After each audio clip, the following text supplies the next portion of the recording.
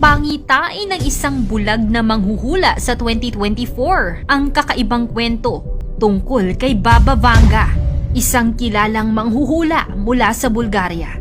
Isang babaeng bulag pero nakakakita ng hinaharap at siya ay itinuturing na modernong Nostradamus dahil sa kanyang mga prediksyon na tila hinulaan na ang mga pangyayaring darating. Paano niya kaya ito nahulaan? At ano ang iba't ibang hula ni Baba Vanga para sa taong 2024? Yan ang ating aalamin.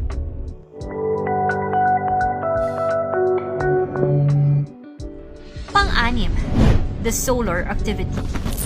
Sa kabila ng kanyang pagkamatay noong 1996, marami sa kanyang mga hula ang patuloy na bumabalot sa ating kasalukuyang panahon. Isa sa mga hula niya ay ang pagdami ng solar activity na maaaring magdulot ng matinding epekto sa ating planeta. Sa katunayan, nitong Agosto ng 2023, iniulat ng NASA ang pagkakadiskubre ng isang malaking sunspot na maaaring magdulot ng solar flares at coronal mass ejections ng solar plasma.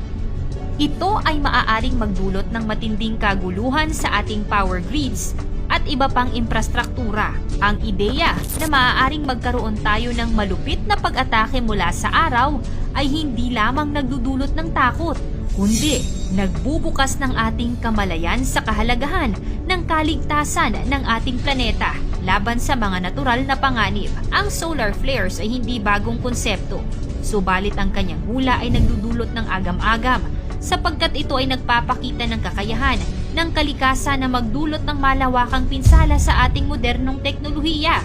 Ang epekto ng solar flares sa mga satellite, power grids at iba't ibang teknolohikal na infrastruktura ay maaaring magkaroon ng malubhang consequence sa ating pang-araw-araw na buhay. Pang-5, the orbit alteration. Ayon kay Baba Vanga, isa sa mga hula niya ay ang orbit alteration.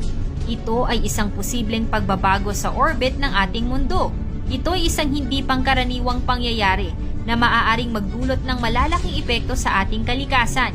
Pwedeng magdulot ito ng pagbabago sa klima, pagtaas ng antas ng radiation, at kaguluhan na hindi natin kayang pigilin. Ang orbit alteration ay maaaring magdulot ng seryosong pagbabago sa ating klima, ang pagkakaroon ng iba't ibang distansya mula sa araw, at ang pagbabago sa oras ng pag-ikot ng Earth ay maaaring magresulta sa malawakang pagbabago